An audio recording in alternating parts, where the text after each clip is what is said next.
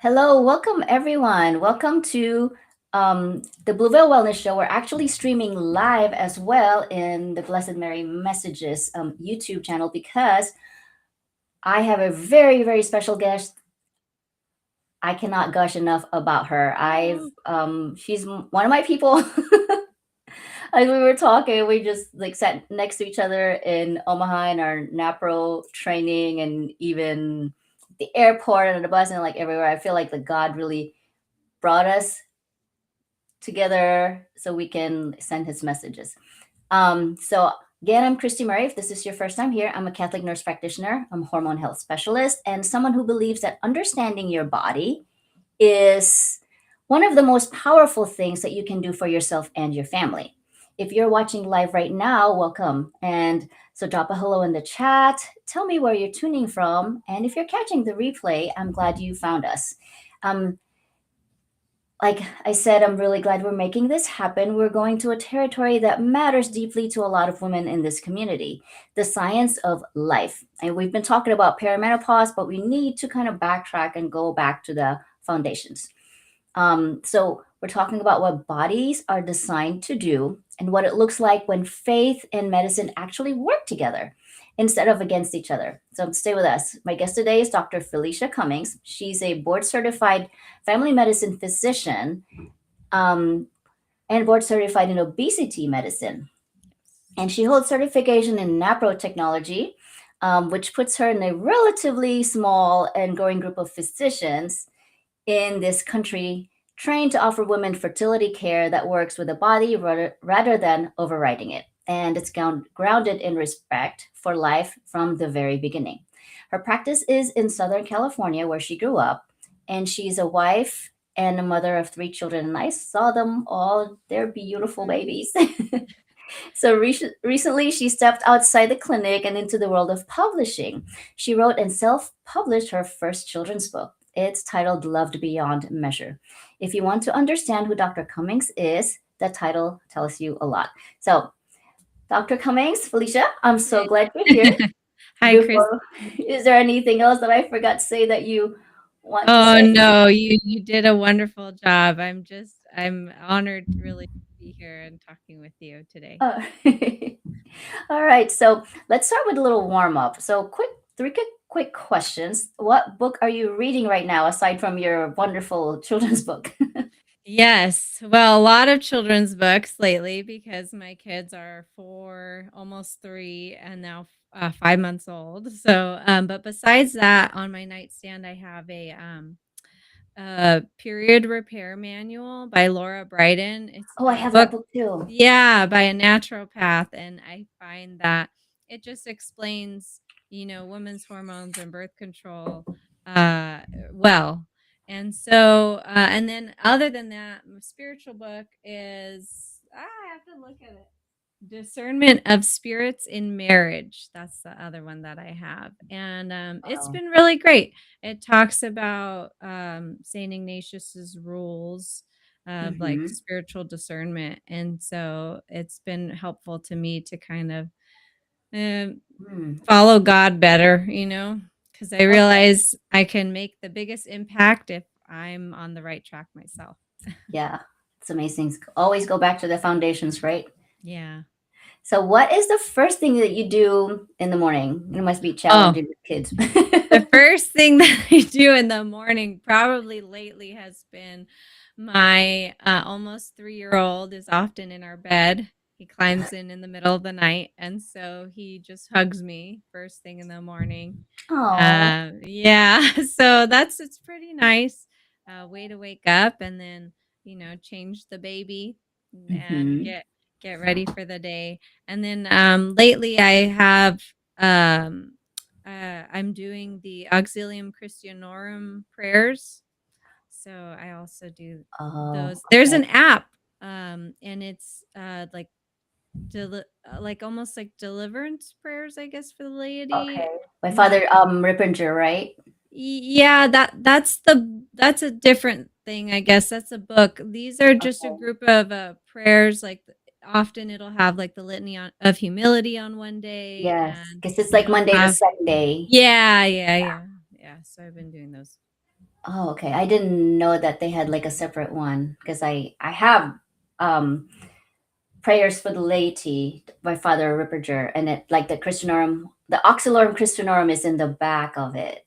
Oh, okay. Yeah, yeah, yeah. There's an app, Um, and I Okay. find the app is helpful because it'll just switch to the day that you're supposed to be on, and it's just easy. I have Oh, my phone right there, and I just look okay. through I scroll through the prayer on the app. Yeah. Oh, well, thank you for telling me that. I will Yeah, no problem. I will do that.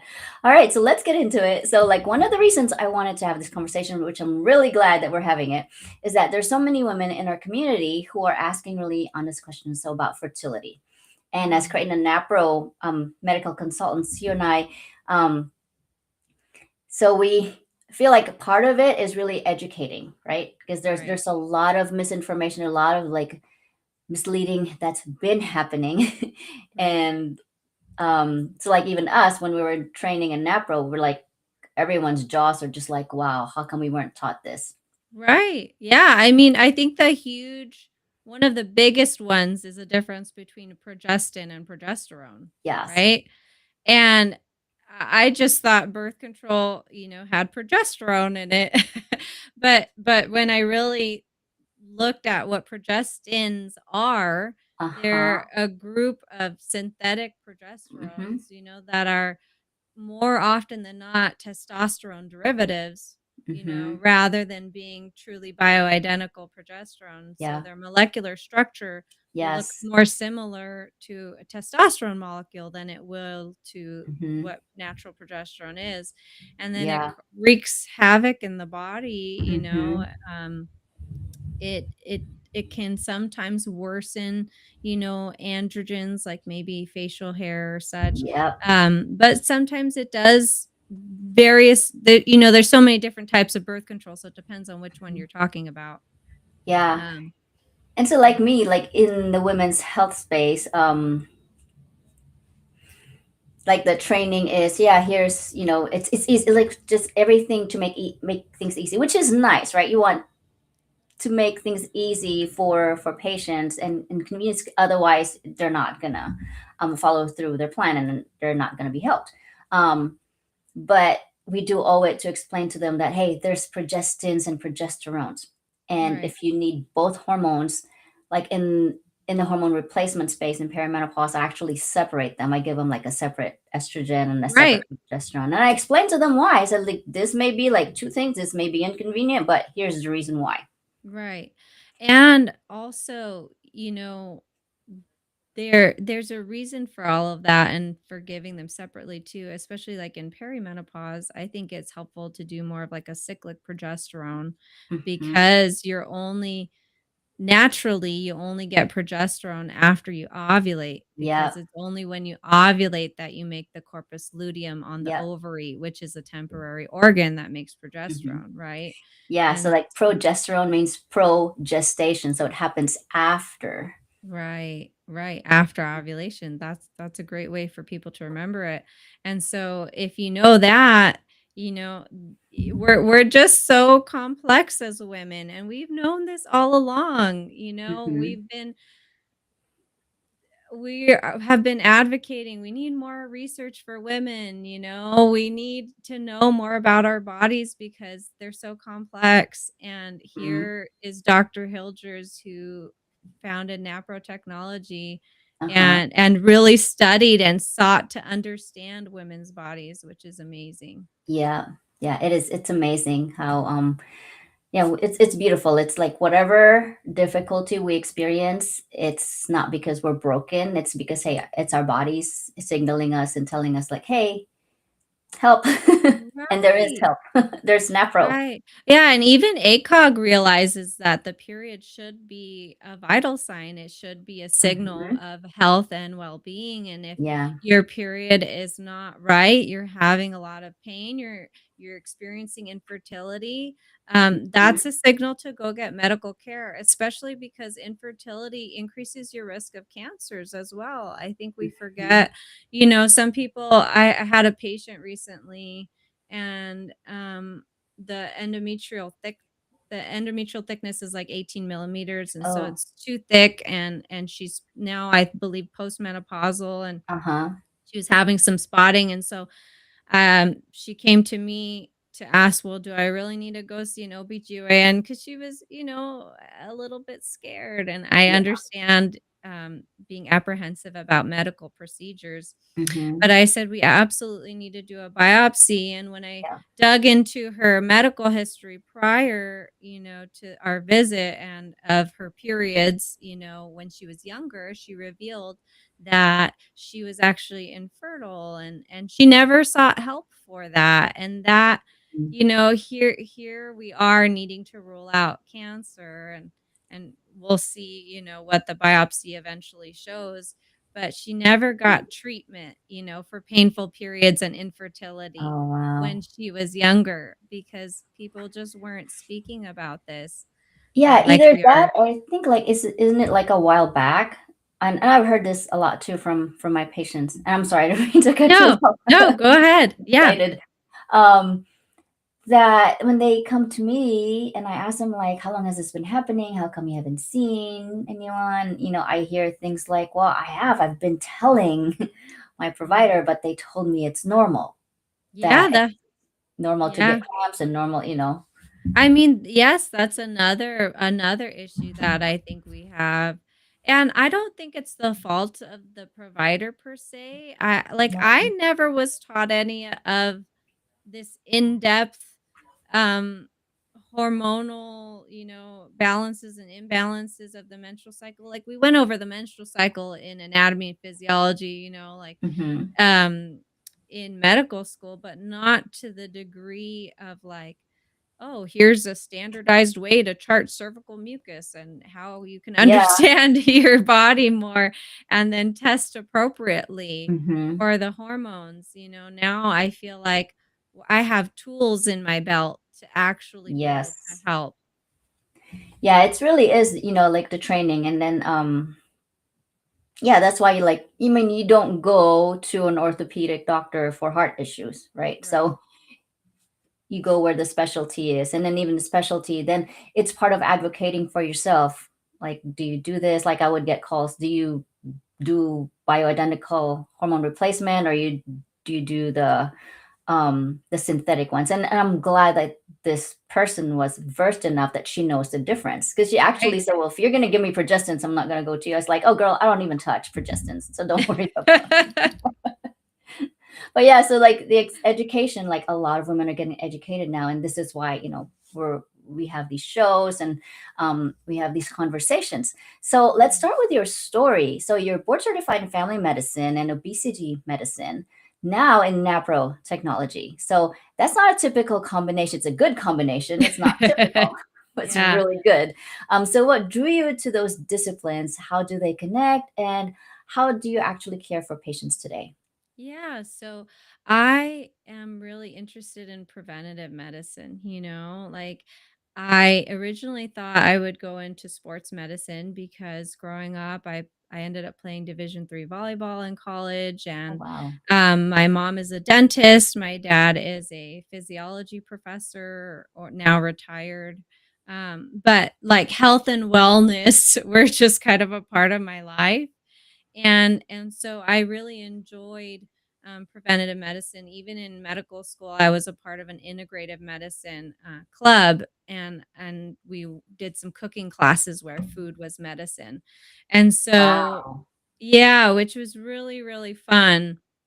And that kind of led me, of course, to keep that interest in mind. And then in medical school, or sorry, in residency, instead of going the route of fellowship in sports medicine, I decided, well, I had my babies. I got married and I had my babies. And I said, well, I don't really want to do another year of sports, fellowship. I think I'll want to work. And one of my attendings, one of my supervising doctors said that there was an obesity medicine specialty that I could do on my own timeline, and I said, "Well, that's perfect Mhm. because kids make you need your own timeline for things, Mhm. Yeah. And so I did that. And then the NaPro technology arose due to the need of seeing patients with menstrual issues and due to my questioning of our current treatment approach for PCOS. I don't like that for these women with polycystic ovarian syndrome, now named PMOS, right? Um, that I don't like that they're given birth control to, prevent endometrial cancer. I get that, but I don't like the part of it where it's impairing their fertility. And then they just have to get off one medication and then go on another medication when it's time to actually get pregnant. And so Mm-hmm. it just feels not it feels like we're not really fixing any of the underlying problem, and we don't know all the causes Yeah. necessarily of PCOS. And I understand that's why we don't have, one tailored treatment per se. But Mm-hmm. I just felt like after learning NaPro technology, I'm now better equipped to Mm-hmm. treat PCOS and really understand what's happening during Mm-hmm. their menstrual cycle and restore fertility Yeah. again rather than just kind of, well, let's cover it up, prevent endometrial cancer, and then let's, Yeah. withdraw and put her on Clomid or something. Mm-hmm. So, Yeah. What I like see as well is that like patients would come to me and say, I've been diagnosed with PCOS. I'm like, okay, well, there's a diagnosis. What's been happening since that diagnosis, right? Like, what were your treatments? And they're like, nope, nothing. They just told me I have PCOS and come back when I'm ready to have a baby. what? Yeah, I've I've heard that a lot, and I was like, no, I'm glad to hear Eh, you. well, and the onus goes back on us though, as physicians, as experts, to educate people, to really put that knowledge out there. And I know that, in Catholic communities, people might not want to be put on birth control pill because of their ethical concerns with birth control pill, but Mhm, they need to treat their PMOS or PCOS. mhm. They shouldn't just go with nothing because it does increase their risk of cancer. And Yeah, so, there's a lot more yeah, complications aside from it truly needs management, like from the get-go. right, right. So hopefully people will be able to Yeah. hear these things and find a good practitioner to help. Yes, exactly. So now let's go back to the foundation. So as a physician, so Mhm. let's try to separate like science and faith here. Like they work well together, but like for the purpose of just laying things out in the open. As a physician, not as an advocate, um, not as an advocate, but someone who has studied human development clinically. When does life begin? And how do you Yeah. answer these questions for your patients? Yeah, life begins at the moment of conception. So I hear so many times people saying, "Oh, it's a clump of cells," Oh, right? And I think it's important to know the biology, right? So there's a difference between like our somatic cells, just skin cells. Nobody would have a problem with, doing a surgery or excising a tumor or whatnot. mhm, Um, because these are cells that, end up making up part of the body, but they're not a whole organism. So the zygote is actually a unicellular organism. And I have here a definition of an organism per the Merriam-Webster dictionary. And it's an individual constituted to carry on the activities of life by means of parts or organs, more or less separate in function, but mutually dependent. And then colon, a living being. So the the zygote at that moment of fertilization has everything that it needs to continue to divide, um, and to continue to grow and then implant, etc., in order to become, what we see ourselves as now today. We're just mhm, different stages of human development. And it's important to know that there's a distinction between living things and non-living things, right? So a mhm, rock is not alive, And we know this because it doesn't have like certain characteristics of life as well.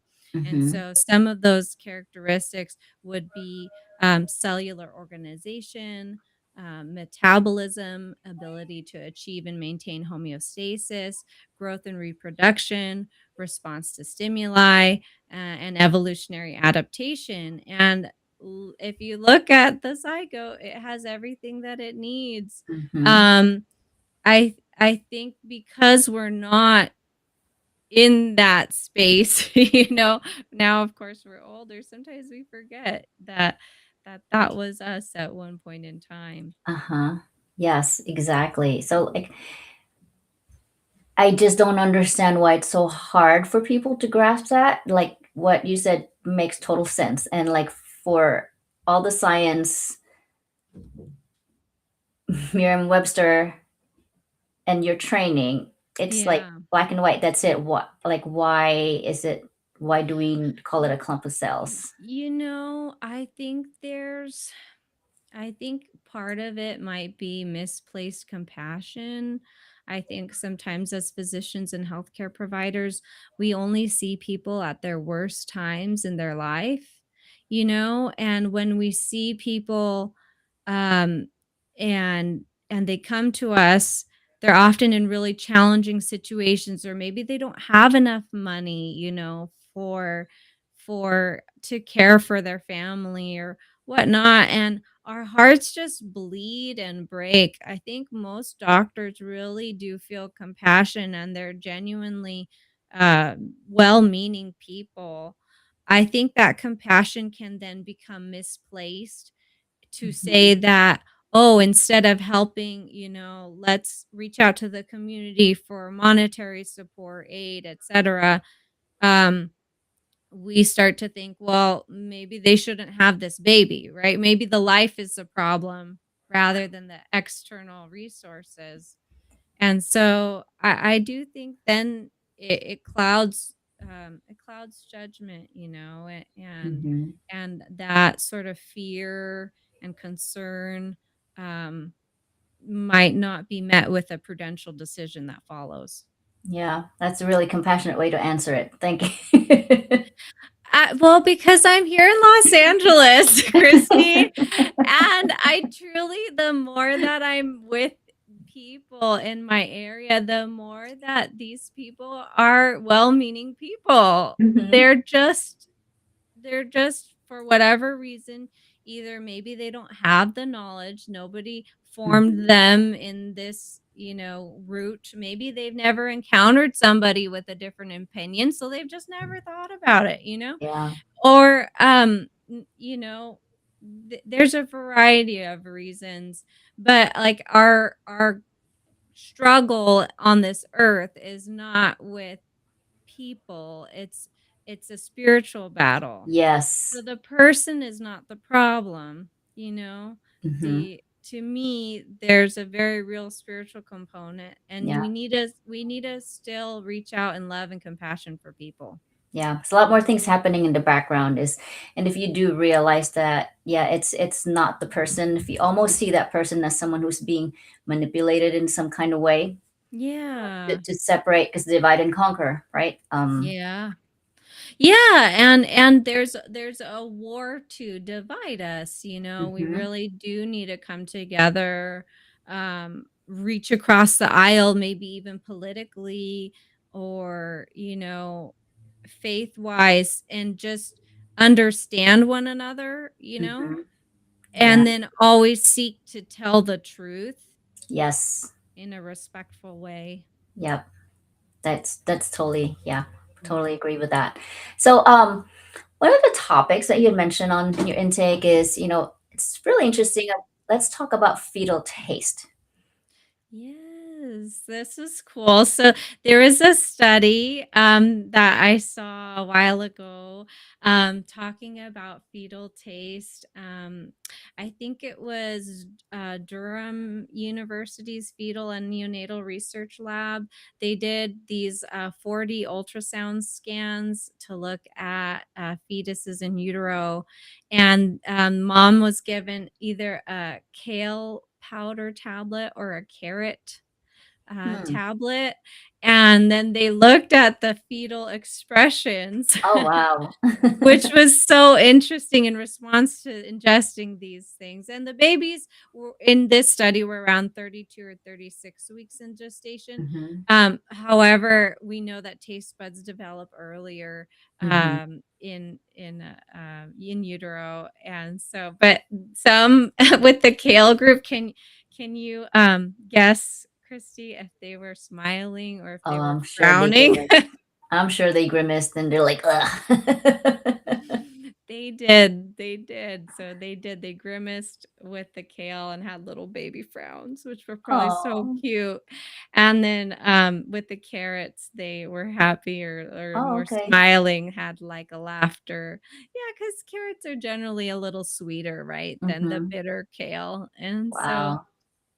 I think that babies are perfectly made to Mhm. fit their environment. Oh, even towards the beginning, like I said, whenever a baby is present, it's already talking to mom. It's making HCG. It's signaling, "Hey, I'm here," Mhm. Oh, yeah. and that signals the corpus luteum to Mhm. stay, right? Otherwise, then our body would, continue on, normally and have a Mhm. period. But the fact is that baby is signaling that Mhm. they're there in its own unique endocrine way, Yeah. It's maybe not talking like you and I, but Yeah. it's saying, "Hi, I'm here." Yeah, and we picked it up in week 4 or 5, right? Exactly, exactly. Yeah. So, so there's data showing that I know we're talking about life, and we're gonna shift a little bit. So data showing that abortion disproportionately affects Black and Hispanic women and communities. So, as a physician who cares about health equity, what does that data show? Yeah, so I don't have the research physically in front of me at the moment, but you can see that majority of Planned Parenthoods are in uh, the not so nice neighborhoods, the not so Mm, nice parts of town, as well, and generally speaking, more often than not, the Black and Hispanic people are seeking their services for abortion. And mm. that's a shame. I'm half Mexican, although I don't look it, and half white, and I really care about my Hispanic population. I often tell people I cook like I'm Mexican, but I speak, like I'm a white. I'm not fluent in Spanish, unfortunately.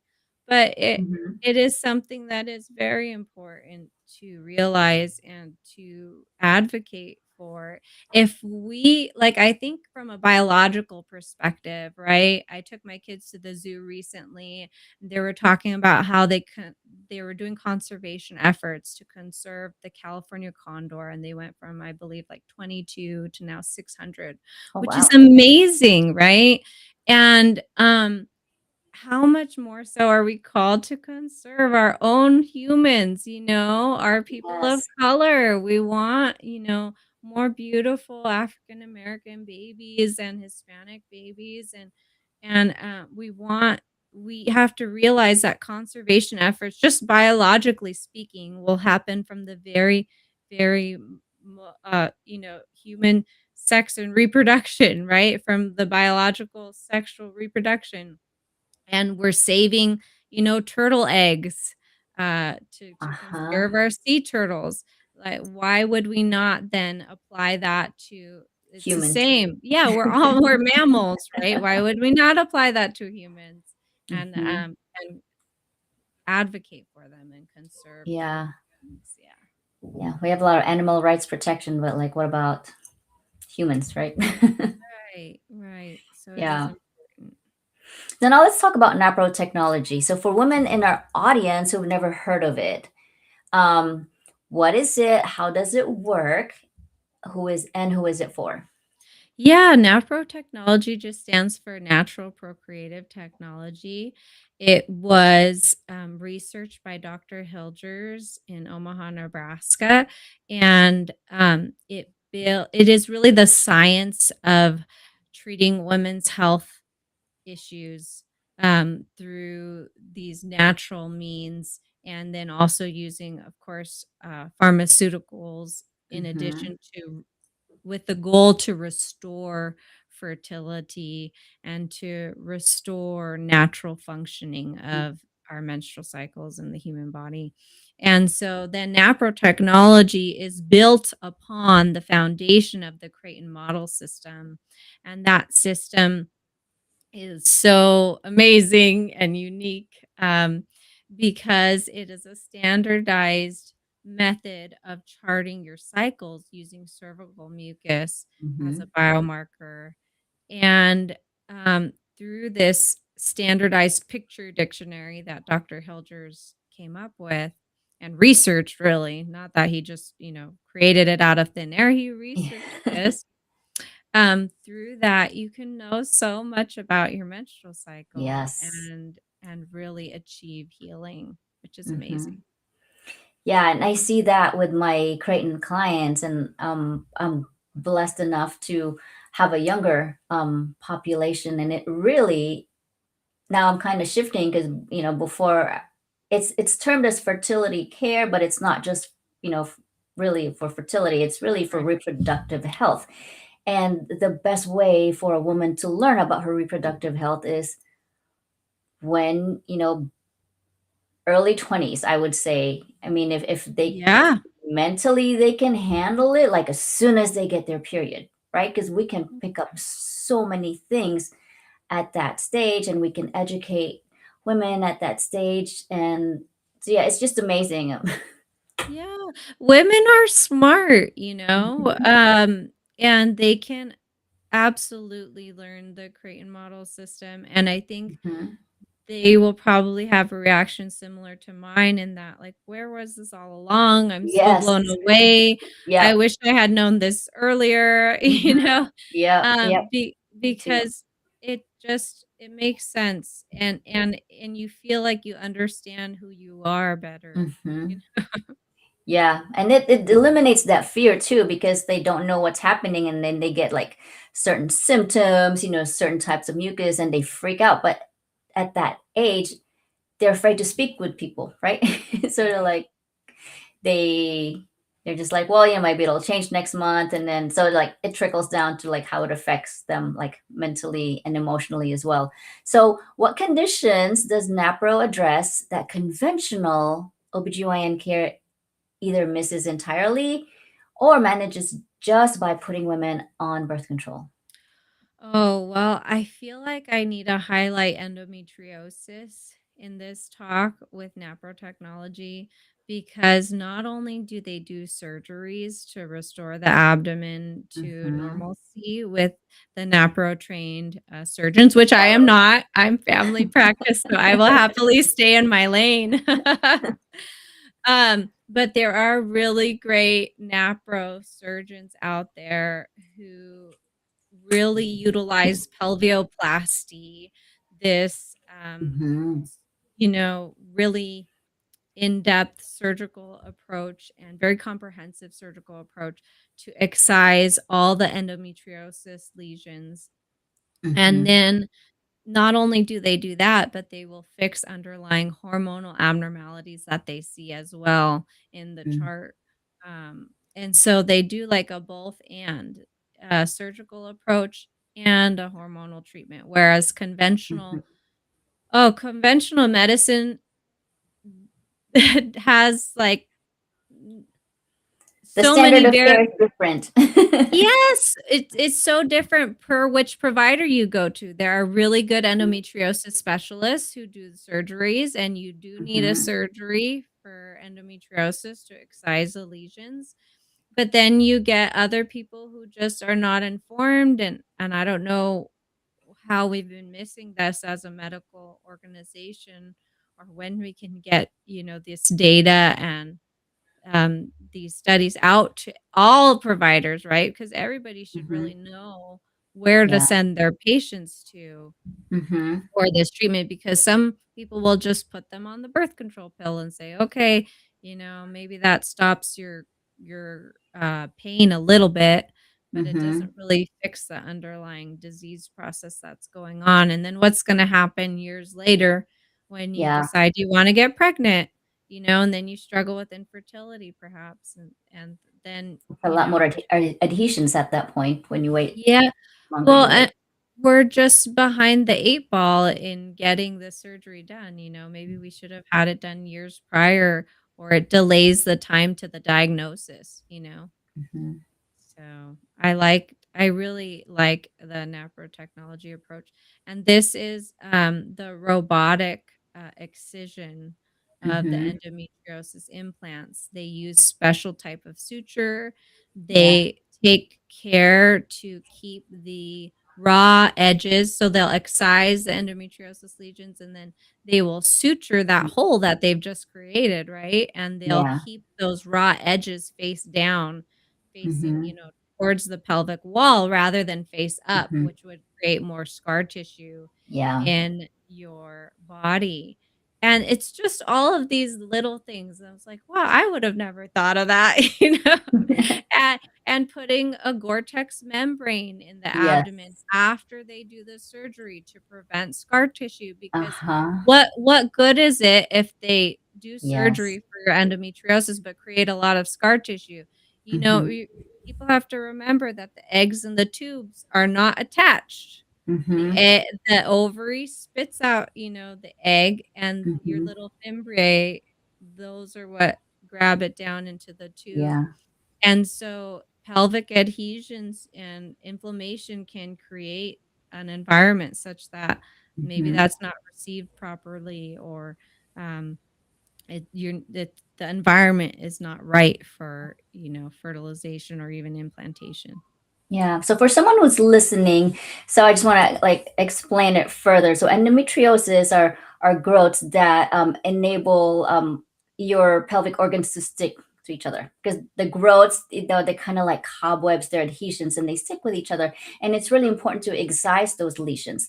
But then the only way to excise those lesions is having surgery. And so when you do, the more surgery a person has, the more chances of adhesions because scar tissue forms, and that's your body's way of protecting itself. It forms a scar tissue.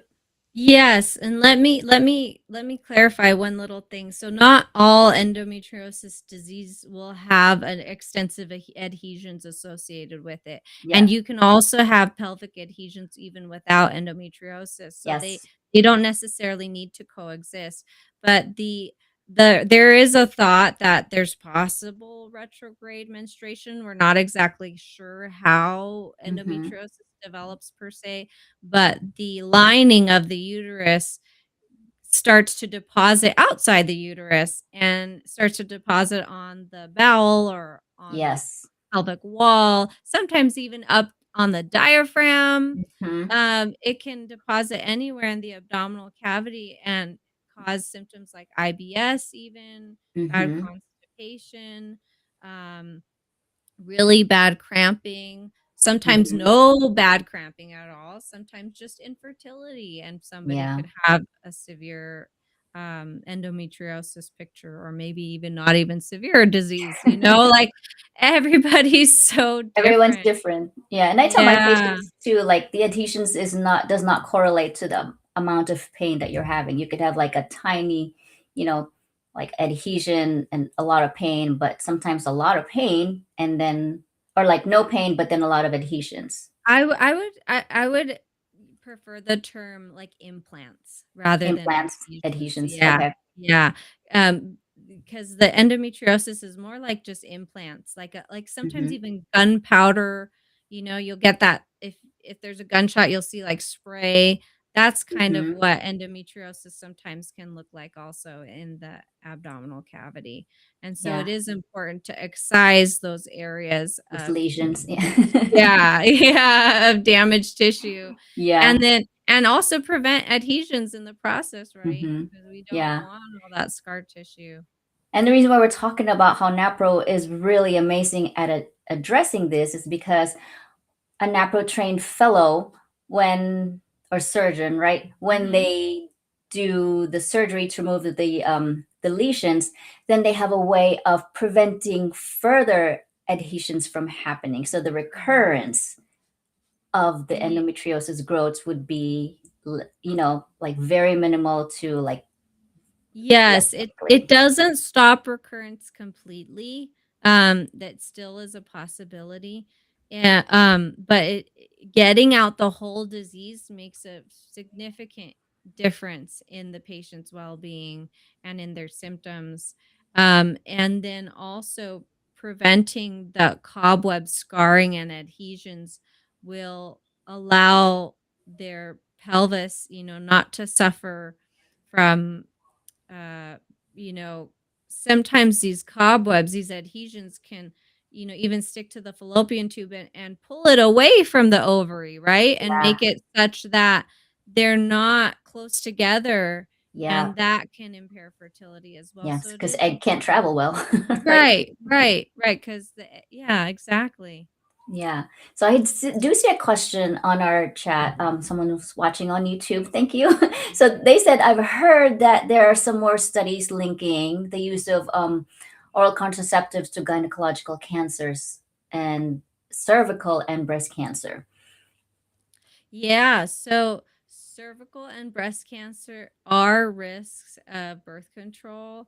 It's a small risk, and I don't have the numbers on me at the moment, but it is a recognized risk. And part of it also that I wonder is if people are using birth control as a prevention of pregnancy, are they still using condoms when they engage in intercourse or not? And if Hmm. they're not, because they're,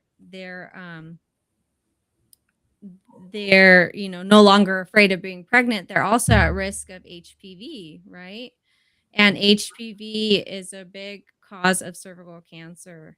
And Yes. so that could also be a component possibly to that increase. Mhm. And then there will be people on the other side that will say, but birth control, decreases the risk of ovarian and endometrial cancer, right? But what is the biggest cancer that one of the biggest cancers for women that we face nowadays? That's breast cancer. The incidence is way higher than ovarian and uterine or endometrial Mhm. cancers. And so it is important to to realize that birth control is not just everything has side effects. It's not something you Yes. should just take and Mm. oh, okay, well, I'll be fine. Yeah, It's and I some think like women just need to be more educated that, hey, we're not hiding it from them, but like here are your options. Here's the treatment. This is birth control. There's other, either ethical or medical side effects to it versus, what other else is available. Because not everyone is, and I'm seeing this more and more now with patients. Um, like they would say, nope. Like a parent would say, oh my, she's too young for birth control. We're gonna wait. But what does that mean? That does that mean that the child should just suffer with her menstrual issues, or like what other options are there? And Creighton NaPro are excellent alternatives. right. I would say you need something else, Hmm. if there is an irregularity, especially as a teen. I think back to when I was playing volleyball, okay, here in California. And I was let's go back to high school volleyball. And I remember I thought I had these shin splints and my periods were maybe a little bit more irregular.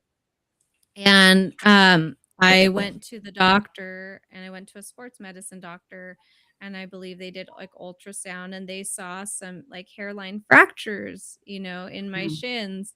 And I was essentially playing sports so much that my cycles were irregular. I was having that Hmm. like hypothalamic amenorrhea. And it wasn't like my periods completely went away, but I'm sure that if I had been charting at that time, I could get Yes. a sense of how to replenish my body better with the nutrients that Hmm. it needed to keep going and to be a high Yes. level athlete. And I Uh-huh. look back and now I think, wow, I don't think I was eating enough protein, and I don't Yeah. think I was really focused on my recovery after these Mhm. intensive workouts. And then nowadays in sports, in women's sports, we play all year round, and Mhm. there's not many breaks. And so it is important to know what your menstrual cycle is doing as another Mhm. indicator of how your health is. Well, I love that you mentioned that, because when people think about fertility or Creighton, it's like, oh, unless you're trying to get pregnant, you don't need this method. But I mean, you yourself mentioned, had you known about this a while back, you could have replenished your body. It's like something so simple. And with you replenishing your body, I mean, like when people are undernourished, right? Like not enough nutrients. I mean, that can affect our moods, our energy levels, and a lot more things. And like, let's not even talk about fertility or trying to get pregnant at that point. Let's just get women functioning well. Right, right, yeah, and I think it's I don't know, I just love that I know it now. I love that I know it now, and now that I Mhm. can use it and apply it to my life in this stage. Yes, and you can share it with your patients now too. Exactly. Yeah. So let's now talk about like let's go forward with women trying to get pregnant. So for a woman who has been told that her only fertility options are just IVF or staying on the pill, so what do you want her to know, and what is actually possible for her now that she might not know about? And I think like we addressed some part of that already by talking about Creighton and NaPro. So for women So like if a un woman's been told sorry, that, it's like, hey, go ahead. you just gotta do IVF now. Oh, oh, yes, yes, so, um, like there's so much more of a workup, I would say, that you will have access to if you do Creighton versus and do NaPro Technology versus Hmm. just going conventional IVF. One example is the IVF will do an HSG, so most women who are undergoing fertility workup will know that they got a hysterosalpingogram done where they inject dye into the uterus to check if the tubes are open or not, right? Hmm. But again, Dr. Hilgers has to go a step above and he recommends a selective HSG, which is to Hmm. aim the catheter towards one tube and inject dye and check the Hmm. pressures in that tube as well. So Hmm. regular HSG, they don't check the pressure in the whole uterus. No. They don't even have a value for what that should be, right? So, but Dr. Hilgers has goals of like what's normal versus Hmm. what's abnormal pressure in the tubes. Yeah. And then they could do a selective HSG to see, yes, this tube exactly is open or is it not. Or And how then this much open is it? exactly, or maybe there's a partial blockage in the Yeah. tube and then vice versa on the other side. Whereas if you just allow the dye to spill out of the Hmm. in the cavity of the uterus and you allow it to spill out sort of both sides, well, maybe you think it came out on both sides when you do your x-ray, but it's hard to tell because maybe the fluid kind of traveled around, to the other Hmm. side, the dye, and so it looked like both tubes were patent, but maybe they weren't. Hmm. So that's one of the things. Getting a full hormone workup is Hmm. another super amazing thing that Creighton will allow for, where we will do up to like 10 days of blood draws before and after ovulation, and we can pinpoint ovulation very well. Based Um, on the charting. Based off Because of the everyone has to charting, chart first. always the charting, don't forget. Where you can tell if there's a luteal phase deficiency or not. Hmm. And Dr. Hilgers goes on to characterize them as type 1, 2, 3, 4. And then I Hmm. believe there are maybe another one, if I'm remembering correctly. Hmm. Um, so we go on to characterize that and we can fix that as well. Hmm. Another thing that conventional IVF doctors will not be able to do is they're not able to do a cervical mucus quantifying Yeah. score, they're not able to score your cervical mucus, and with No. NaPro technology, we do score the Mhm. cervical mucus. We see if it's adequate enough, if Yeah. it's that really stretchy lubricative mucus, Mhm. Yeah. adequate enough for, allowing you to get pregnant versus not. Mhm. I think another cool thing with NaPro technology, for the men out there is that, when they get told that they have low sperm counts, that's Mhm. really, I think, deflating to men Mhm. and challenging. And then the realm of IVF, can sometimes pull that sperm out per se, but if you still want the natural active intercourse, Creighton Yes. can still help with that by Mhm. fertility-focused intercourse. So Yeah. it can even help in the case where a man might have low sperm count to help the Mhm. couple to achieve still a natural pregnancy, which is Yes. amazing. Yeah. It is. I mean, I I did an episode with Sister Renee a few weeks back, and Sister Renee is the bioethicist in St. Paul the Sixth Institute, and um, yeah, we talked about like all the wonderful things that NaPro can help, and what's like what gets taken out of the equation, what's ethical, what's moral. So there's a lot more involved with with trying to get pregnant, and the success rates we had talked about that as well. And like it's cheaper. So like IVF, you're looking at like 20 something K at least, right? Yeah, If you want yeah. designer baby, you can like add, like a shopping cart, like add more thousands. And Yeah, I know. So yeah, but like with NaPro, it's like I just think it. We talked about it. So like, hey, it's no brainer. It's cheaper. It's yeah. ethical. You just got to chart, right? And you know what? One of my favorite parts about NaPro technology in the Catholic space, so for the Catholics who are struggling with infertility, um, I think Catholics come to a point in that journey where they're told to get testing for the man. And for Mhm. all that, like LabCorp and Quest, they say Here's a in cup. their order, yeah, and in their orders for sperm testing, they'll say the man masturbates in the lab and then sends off his sample in the cup. Hmm. And then for Creighton, we don't waste the sperm. Huh? We allow couples to still be open to life with a Hmm. perforated condom. So there's Hmm. perforation, tiny 3 little holes to allow, the couple to still be open in life to life, while also allowing us to do science and research and see Hmm. if, that sample is, contains an adequate amount of sperm Yes. needed, etc. So I think that's such a neat, like whole Respectful way to go. Like, respectful way for the yes. whole couple to Hmm.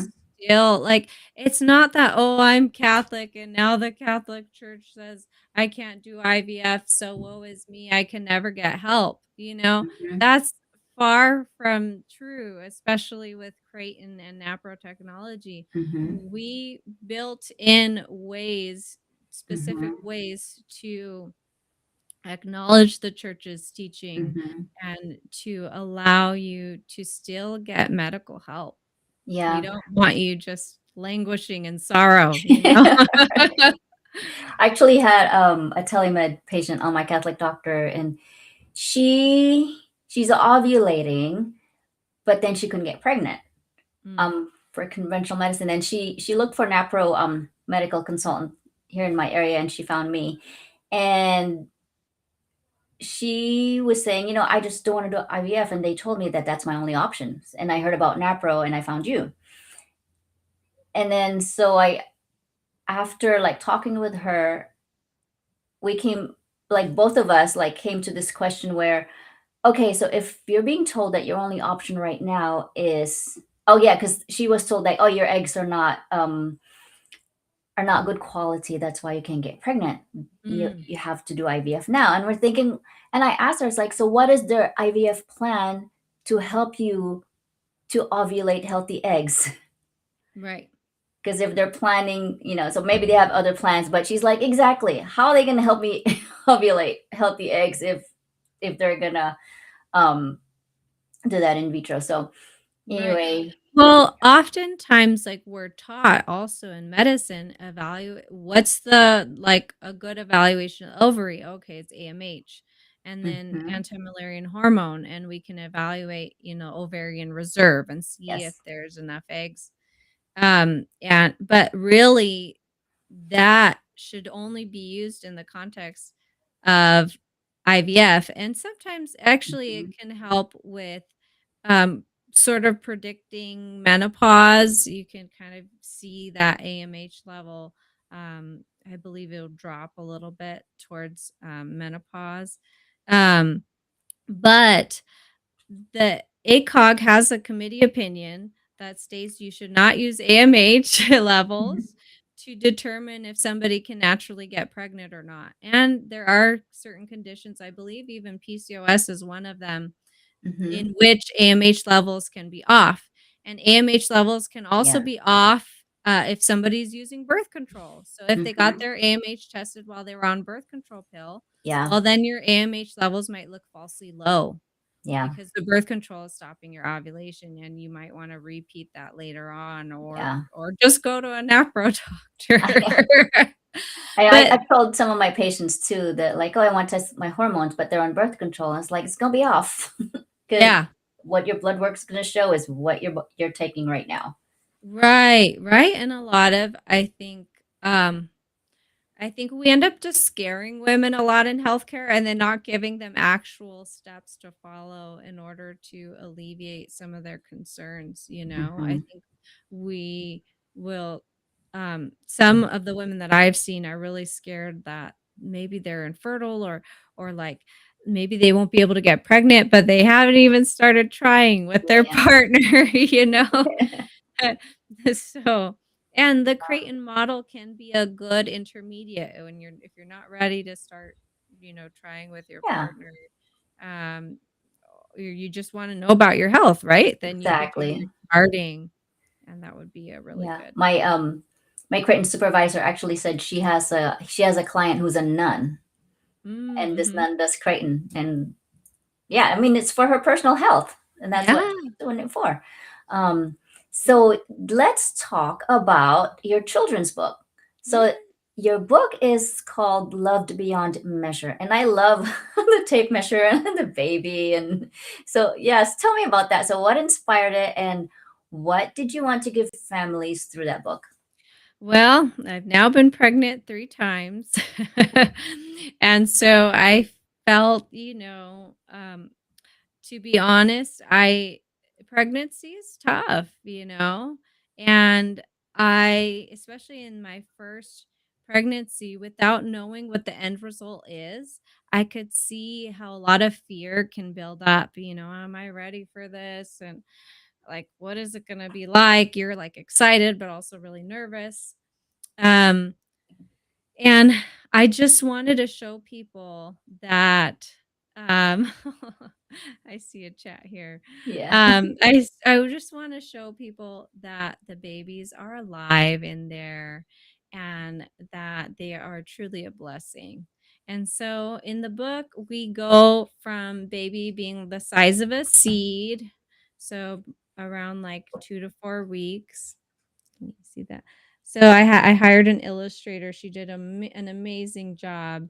So to the size of a bean and heart developing. So the baby's Mm. holding the little heart here, to the size of a grape, Oh. and continuing on in the development of baby. And then eventually I just I end with a note, baby, still being alive here now as a newborn, Hmm.